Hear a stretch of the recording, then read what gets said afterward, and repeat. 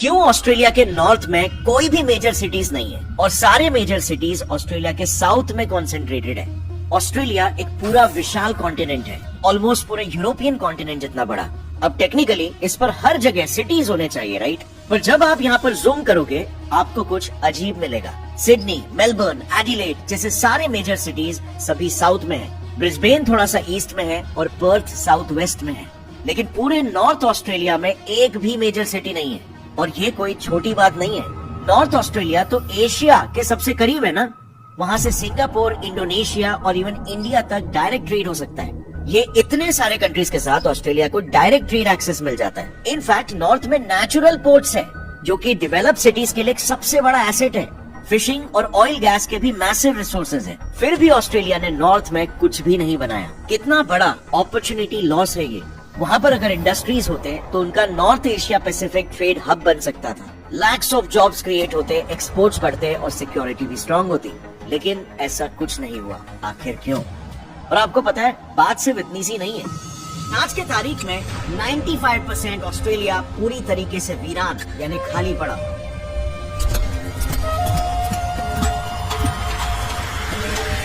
आप इस मैप को जरा देखिए। जहाँ जहाँ पर भी आपको ये येलो डॉट्स नजर आ रहे हैं ना, बस वहीं पर ऑस्ट्रेलिया के लोग रहते हैं। मतलब ऑस्ट्रेलिया की 90% पॉपुलेशन सिर्फ और सिर्फ उसके 0.22% एरिया में ही केंद्रित है। Which means 1% से भी कम एरिया में, यानी मेजरली सिर्फ इन 5 शहरों में, सिडनी, ब्रिस्बेन, पर्थ, एडिलेड और Melbourne. In fact north, south, east, west इन चारों बॉर्डर से आप जितना अंदर की तरफ जाते चले जाओगे ना, आपके जिंदा रहने के चांसेस उतने ही ज्यादा घटते चले जाते हैं ऑस्ट्रेलिया में। 35% ऑस्ट्रेलिया खाली क्यों पड़ा है? इसके पीछे बहुत ही बेहतरीन रीजन है जो कि इतिहास ने हम इंडियन से भी छुपाने की कोशिश की। और हम इंडियंस के साथ बाकी के दुनिया वासियों के साथ भी। देखो, हम सब जानते हैं कि ऑस्ट्रेलिया में ओरिजिनली जो लोग रहा करते थे वो एबोरिजिनीज थे, एबोरिजिनल्स ओरिजिनली। लेकिन आज अगर आप देखोगे तो पूरे के पूरे ऑस्ट्रेलिया में ऑलमोस्ट सिर्फ व्हाइट्स ही रहते हैं। सो आखिर इन एबोरिजिनल्स के साथ ऐसा क्या हुआ? वेल, हम सबने ये जरूर सुना होगा कि ब्रिटिशर्स ने इंडियंस का क्या हाल किया था। कैसे ब्रिटिश रूल में लाखों इंडियंस मारे गए थे, उन्हें टॉर्चर किया गया, एक्सप्लॉइट किया गया। लेकिन हमें ये कभी नहीं पढ़ाया गया कि यही सो कॉल्ड सिविलाइज्ड ब्रिटिशर्स ने एबोरिजिनल्स का क्या हाल किया। किस लेवल पर एबोरिजिनीज का जेनोसाइड करवाया गया, मैस परसिक्यूशन करवाया गया। ये ऑस्ट्रेलियन हिस्ट्री का एक काफी डार्क फेज था जो कहीं ना कहीं दुनिया से एक तरह से छुपाया गया। लेकिन इसे समझने के लिए हमें इस कहानी की शुरुआत सन 1606 से करनी होगी, जब ऑस्ट्रेलिया पहली बार डिस्कवर हुआ। तो जैसे हमने जाना था, ऑस्ट्रेलिया के ओरिजिनल इनहैबिटेंट्स एबोरिजिनल्स और टॉरेस स्ट्रेट आइलैंडर्स थे। कॉलोनाइजर्स के ऑस्ट्रेलिया की खोज करने से पहले ये जंगलों में रहा करते थे। वहीं पर शिकार करके खाना पीना खाया करते थे, दवा और हथियारों का भी इंतजाम वहीं से किया करते थे। इनके कल्चर की एक यूनिक बात थी कि अपने जमीन को पैसे के दम पर नहीं तोलते थे, यानी ये खुद को अपने जमीन का मालिक नहीं मानते थे। और इसीलिए इनके कल्चर में लैंड फेंसिंग का कोई कॉन्सेप्ट ही नहीं था। वहीं पर दूसरी तरफ 17वीं सेंचुरी वो दौर था जब पूरे दुनिया में यूरोपियंस ट्रेडिंग के नाम पर न्यू लैंड रिसोर्सेज को एक्सप्लॉइट करने के लिए एक्सप्लोरेशंस कर रहे थे। और इसी दौरान इसी मकसद के लिए इंडिया, अफ्रीका और यूएसए की भी खोज हुई थी। इसी बीच 26 जनवरी 1788 को कुछ ब्रिटिशर्स बॉटनी बे, जो एरिया मॉडर्न डे सिडनी में है, वहां पर लैंड किए। और जैसे ही उन्हें ऑस्ट्रेलिया के इस कल्चर के बारे में मालूम पड़ा कि यहाँ पर कोई भी अपना लैंड ओन नहीं करता, उन्हें इस जमीन में एक बहुत अच्छी अपॉर्चुनिटी दिखी। इनफैक्ट उन्होंने अपने इस न्यूली डिस्कवर्ड लैंड को एक नया नाम भी दे दिया, टेरा नोलियस, यानी कि एक ऐसा लैंड जिसका कोई राजा नहीं। अब इनिशियली ऑस्ट्रेलिया के लोगों ने भी ब्रिटिशर्स का काफी फ्रेंडली वेलकम किया, पर ये अकेले बिल्कुल भी नहीं। ये अपने साथ अपने देश के क्रिमिनल्स यानी कि चोर, डकैत, खूनी और बलात्कारियों को लेकर आए थे। और उनका फंडामेंटल मकसद बस यही था, ऑस्ट्रेलिया को ब्रिटेन की एक पीनल कॉलोनी बनाना। पीनल कॉलोनी बेसिकली एक ऐसी जगह होती है जहाँ पर सरकार अपराधियों को सजा के तौर पर भेजती है और वहाँ पर उनसे मजदूरी वगैरह कराती है। जैसे फॉर एग्जाम्पल इंडिया में ब्रिटिशर्स ने काला पानी बनाया।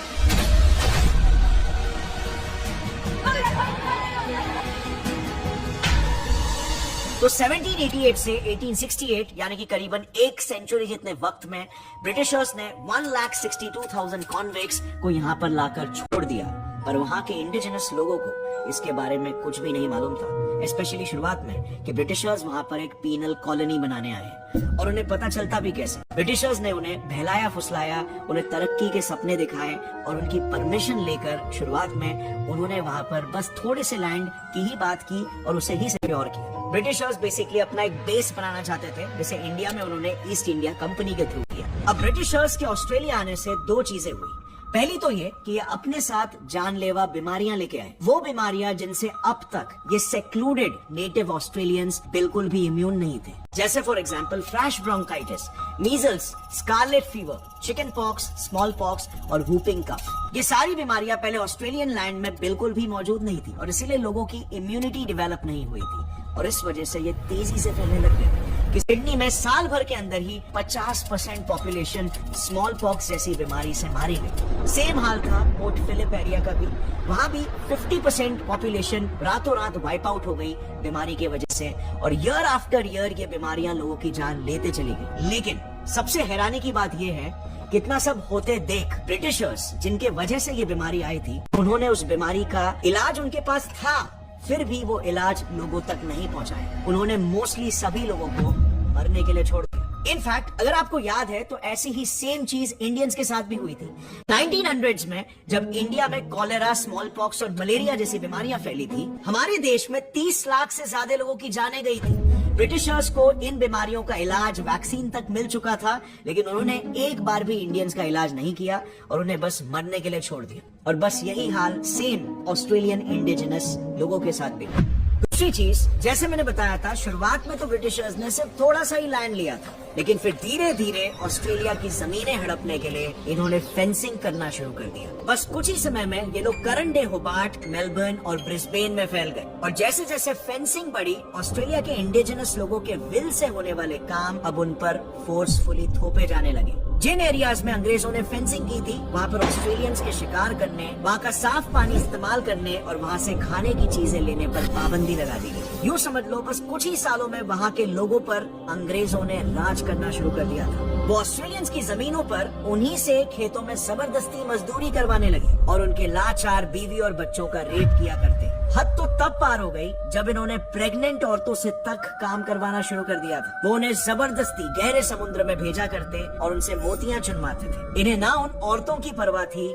और ना ही उनके होने वाले बच्चों की। धीरे धीरे ये अत्याचार इतना बढ़ गया कि 1795 में ऑस्ट्रेलिया के लोगों ने बगावत कर दी। इनके बीच एक जंग शुरू हो गया जो आने वाले 100 सालों तक चलता रहा। इसके बीच में कई छोटे बड़े वॉर्स भी लड़े गए। अब यूं तो सभी जंगें हमेशा तबाही लाने के लिए ही जानी जाती है, पर ऑस्ट्रेलिया की इस लंबी वॉर ने ऐसी तबाही मचाई कि वहाँ की 90% पॉपुलेशन एक झटके में खत्म हो गई।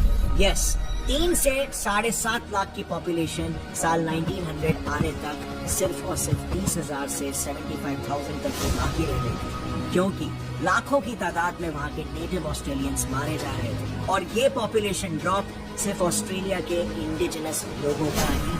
एक्चुअली में ऑस्ट्रेलिया की खोज के बाद से ही, यानी पिछले 3 सेंचुरीज में वहाँ पर ट्रेड करने के लिए कई और देशों के लोग आए, जैसे जर्मन्स, चाइनीज और इवन जापानीज भी। और इन सब के इन्फ्लक्स की वजह से वहाँ का पॉपुलेशन 50 लाख तो था, लेकिन बस उस पॉपुलेशन में से इंडिजिनस ऑस्ट्रेलियंस ऑलमोस्ट 90% खत्म हो चुके थे। पर अंग्रेज यहाँ पर भी नहीं रुके, उन्होंने जल्दी इस रही सही पॉपुलेशन को भी खत्म करने का रास्ता ढूंढ निकाला और वो तरकीब थी वर्ल्ड वॉर में इन्हें भेजना, जिसमें ब्रिटिशर्स ने ऑस्ट्रेलिया के लोगों को और अपने देश से लाए हुए कन्विक्ट्स और उनके परिवारों को ढकेल दिया। 1914 वर्ल्ड वॉर 1 में ब्रिटिशर्स ने हर 5 में से एक इंसान को यूरोप लड़ने के लिए भेजा। ऑस्ट्रेलिया की एक reputed website Australia war memorial का डेटा ये बताता है कि इस वॉर में ब्रिटिशर्स ने 18 से 44 इयर्स के बीच के 4,16,809 आदमियों को जंग के लिए भेजा, लेकिन इसमें से 40% आदमी वापस नहीं लौटे। सो ऑस्ट्रेलिया की मेल पॉपुलेशन ऑलरेडी डिक्लाइन पर थी। कितने में 1942 में एक बार फिर से इनका इन्वॉल्व मूवमेंट स्टार्ट हो गया वर्ल्ड वॉर 2 में भी। इस जंग में भी क्योंकि ऑस्ट्रेलिया ब्रिटेन की एक कॉलोनी बन गई थी और ब्रिटेन के साइड से लड़ रही थी,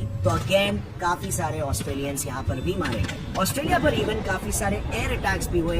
इनफैक्ट 1942 से 43 के बीच में तो जापान ने ऑस्ट्रेलिया के नॉर्दर्न पार्ट्स में 90+ अटैक्स किए थे। सो बेसिकली दोनों भी वॉर्स में वहाँ की पॉपुलेशन इफेक्ट तो हुई, लेकिन स्पेशली मेल पॉपुलेशन काफी ज्यादा डिक्लाइन हुई। और फिर इन सभी हिस्टोरिकल जंगों के अलावा ऑस्ट्रेलिया की आबादी को कंट्रोल करने में एक पॉलिसी का भी बहुत बड़ा हाथ है। जैसे मैंने पहले बताया था, ब्रिटिशर्स ऑस्ट्रेलिया में आए ही थे उस पर कब्जा करने के लिए, उसे दूसरा ब्रिटेन बनाने के लिए, और इसीलिए उन्होंने एक इमिग्रेशन रेस्ट्रिक्शन एक्ट 1901 लाया। इस एक्ट को व्हाइट ऑस्ट्रेलियन पॉलिसी भी कहते हैं और इस एक्ट का मेन एम यही था कि ऑस्ट्रेलिया में जो भी नॉन व्हाइट्स है, बेसिकली जैसे एशियन इमिग्रेंट्स हो गए या फिर नेटिव ऑस्ट्रेलियंस हो गए, उन पर रोक लगाया जा सके और सिर्फ ब्रिटिशर्स वहां पर रूल करें। सो अब इसके बाद व्हाइट्स को छोड़कर किसी भी और एथनिसिटी के ग्रोथ रेट में एक लगाम लग गया, और ये भी एक रीजन है जिस वजह से हम वहाँ पे देखते हैं कि मोस्ट ऑफ द पॉपुलेशन वहाँ पर ऑस्ट्रेलियन व्हाइट्स है। सो अब तक हमने जो भी जाना उसे एकदम शॉर्ट में समझे तो ब्रिटिशर्स के आने से दो चीजें हुई। एक, बीमारी फैली और लोग मरने लगे बड़ी तादाद में। दूसरा, 100 साल लंबे इंटरनल कॉन्फ्लिक्ट की वजह से ऑस्ट्रेलिया की 90% इंडिजिनस पॉपुलेशन खत्म हो गई। And the next world war 1 और वर्ल्ड वॉर 2 ने उनके मेल पॉपुलेशन पर काफी बड़ा इम्पैक्ट छोड़ा। And last and final blow था इमिग्रेशन एक्ट का, जिसने माइग्रेंट्स की वजह से बढ़ रही ऑस्ट्रेलियन पॉपुलेशन को भी एकदम से रोक दिया। करंट सिचुएशन ऑस्ट्रेलिया की ये है कि आज वहाँ पे 2.6 करोड़ लोग रहते हैं, लेकिन इसमें नेटिव ऑस्ट्रेलियंस की आबादी सिर्फ 3.8% है। मतलब सिर्फ और सिर्फ 10 लाख नेटिव ऑस्ट्रेलियंस आज इस वक्त ऑस्ट्रेलिया में रह रहे हैं। ये आबादी तो इंडिया के एक एवरेज टाउन की आबादी से भी कम है। सो अब तक हमने इतिहास पढ़ के ये समझ लिया कि कैसे ऑस्ट्रेलिया बनने से पहले ही 90% उसकी पॉपुलेशन वहीं पर खत्म हो गई थी। पर अब क्वेश्चन ये आता है कि आज पॉपुलेशन वापस से बढ़ने के बावजूद 95% जितना ऑस्ट्रेलिया क्यों खाली पड़ा हुआ है? आखिर क्यों ऑस्ट्रेलिया की मेजॉरिटी पॉपुलेशन सिर्फ इन 5 सिटीज में ही कॉन्सेंट्रेटेड है? तो इसके पीछे एक दूसरा बड़ा रीजन है, उसका ज्योग्राफिकल लोकेशन, जो हर साल उस देश में ऐसा कहर बरसाता है कि वहां पर सर्वाइवल काफी मुश्किल हो जाता है। अब सबसे पहले ना ऑस्ट्रेलिया की बहुत ही यूनिक ज्योग्राफी को समझते हैं। अगर आप मैप को ध्यान से देखोगे तो ऑस्ट्रेलिया 3 मेजर लैंड फॉर्म्स में बटा हुआ है। पहला वेस्टर्न प्लेट्यू, मतलब इस पूरे 2/3 एरिया में सिर्फ डेजर्ट है और इसीलिए यहाँ पर इंसानों का रहना पॉसिबल ही नहीं है। दूसरा, सेंटर लोलैंड्स, ये पूरा येलो पार्ट लोलैंड तो है, लेकिन यहाँ की नदियों में तक नमकीन खारा पानी है जो एग्रीकल्चर और इंसानों के लिए बिल्कुल भी सूटेबल नहीं है। और तीसरा, ईस्टर्न हाईलैंड, इस ग्रीन पार्ट में केप यॉर्क पेनिनसुला से बे स्ट्रेट आइलैंड तक पहाड़ी जंगल है, यानी यहाँ पर मेजरली सिर्फ लैंड एरिया है जहाँ उपजाऊ जमीन भी है और पीने के लिए सूटेबल पानी भी है। पर लोगों के लिए यहाँ पर भी रहना ऑस्ट्रेलिया की लोकेशन और उसके क्लाइमेटिक कंडीशंस की वजह से मुश्किल होते जा रहा है, क्योंकि ऑस्ट्रेलिया में 3 एक्सट्रीम वेदर कंडीशंस होते हैं। पहला डेजर्ट, फिर फ्लड्स और लास्टली ऑस्ट्रेलिया काफी ज्यादा साइक्लोन प्रोन भी है। पर आखिर ऐसा क्यों? चलो देखते हैं। सबसे पहले ये समझो कि ऑस्ट्रेलिया के सदर्न पार्ट यानी कि नीचे के हिस्से में एंटार्क्टिका और उसका ठंडा पानी है। अब जब पानी गर्म नहीं होगा तो उससे बादल भी नहीं बनेगा। प्लस इस मैप में आप क्लियरली देख सकते हो कि ऑस्ट्रेलिया के साउथ में एज सच कोई भी बड़ा ग्रीन एरिया नहीं है, मतलब ना यहाँ पर बादल बनते हैं और ना ही उन्हें यहाँ पर होल्ड करने के लिए हाई माउंटेन रेंजेस है। और इसीलिए आप ये लाइट ग्रीन पार्ट देख रहे हो, इस पूरे रीजन में बारिश ही नहीं होती और इसीलिए ऑस्ट्रेलिया का 70% हिस्सा डेजर्ट है और ड्राउट प्रोन है, जिससे ऑस्ट्रेलिया की क्रॉपिंग इंडस्ट्री को हर साल $1.1 बिलियन का नुकसान होता है। और क्वींसलैंड की बात करें जो ऑस्ट्रेलिया की मेजर सिटी है, उसे तो 2017 में ही गवर्नमेंट ने एक ड्राउट स्टेट डिक्लेयर कर दिया था। अब ऑस्ट्रेलिया में इतना सॉल्टी वाटर ने इतना खारा पानी क्यों है, इसे समझने के लिए सेंट्रल लोलैंड की बात करते हैं। तो वहां पर सबसे पहले तो मिट्टी और चट्टाने जो कि लाखों साल पुरानी है, उनकी सैलिनिटी लेवल नेचुरली ही बहुत हाई होती है। सो जब ये चट्टाने टूटती है तो इनके अंदर मौजूद नमक वहाँ आसपास के पानी में भी घुल जाता है। एंड लास्टली ये भी जान लेते हैं कि ऑस्ट्रेलिया में इतने बाढ़ और साइक्लोन्स क्यों आते हैं। अब देखो, ऑस्ट्रेलिया इक्वेटर के ठीक नीचे है और इक्वेटर वो जगह है जहाँ पर डायरेक्ट सनलाइट पड़ती है और इस जगह हमेशा एक्सट्रीम गर्मी होती है। अब हमारी पृथ्वी वेस्ट टू ईस्ट रोटेट करती है, जिसकी वजह से उसके ऑपोजिट दिशा में बहुत ही तेज ट्रेड विंड्स बहते हैं from east to west. Now इन दोनों भी कंडीशंस की वजह से पैसिफिक ओशन का गर्म पानी हवाओं के साथ बहते हुए ऑस्ट्रेलिया के ईस्ट में आते जाता है और ऑस्ट्रेलिया में बादल फॉर्म होते हैं। प्लस यहाँ पर ग्रेट डिवाइडिंग माउंटेन रेंज है जो क्लाउड्स को आगे नहीं बढ़ने देते, यहीं पर ब्लॉक कर देते हैं और इस वजह से ऑस्ट्रेलिया के इस हिस्से में बारिश होती है और ग्रीन एरिया बनता है। बट ये तो हुआ ऑस्ट्रेलिया की बारिश का सिनेरियो नंबर 1। सिनेरियो नंबर 2 में पैसिफिक ओशन से बहकर आ रहा गर्म पानी ईस्ट में आकर बहुत ज्यादा मात्रा में पाइल अप होने लग जाता है और इस गर्म पानी के नीचे जो ठंडा पानी है वो रश करने लगता है अमेरिका की तरफ, जिससे एक स्टार्क कॉन्ट्रास्ट क्रिएट हो जाता है, जिसका नतीजा इस वेरिएशन की वजह से ट्रेड विंड्स और भी ज्यादा तेज हो जाते हैं। यानी कि अब सिचुएशन को समझे, ईस्टर्न ऑस्ट्रेलिया में बादल तो बन रहे थे, पहाड़ उन्हें आगे जाने से भी रोक रहे थे, पर इसमें एक और एक चीज अब आ गई, तेज हवाएं।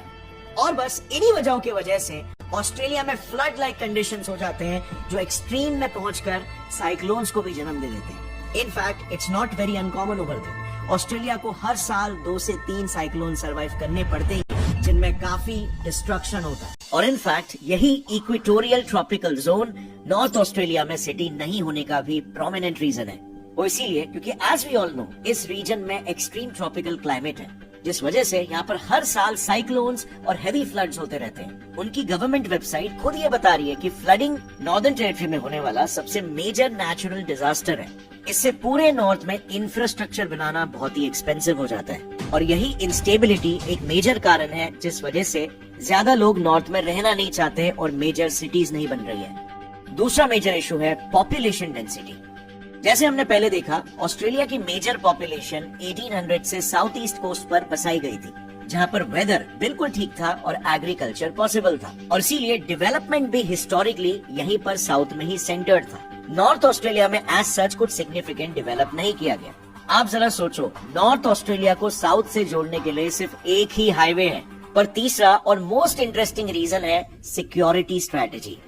नॉर्थ ऑस्ट्रेलिया एशिया के सबसे करीब है और इसी वजह से ये एक मिलिट्री बफर जोन बन गया है।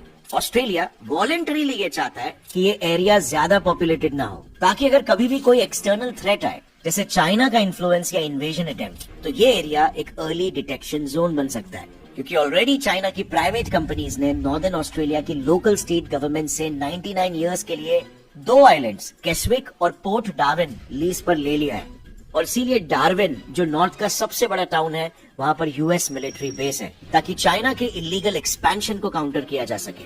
और शायद ये भी एक रीजन है कि ऑस्ट्रेलिया की सेंट्रल गवर्नमेंट इस एरिया में पॉपुलेशन या इंडस्ट्री को नहीं बढ़ाती, ताकि सर्वेलेंस और कंट्रोल मेंटेन रह सके।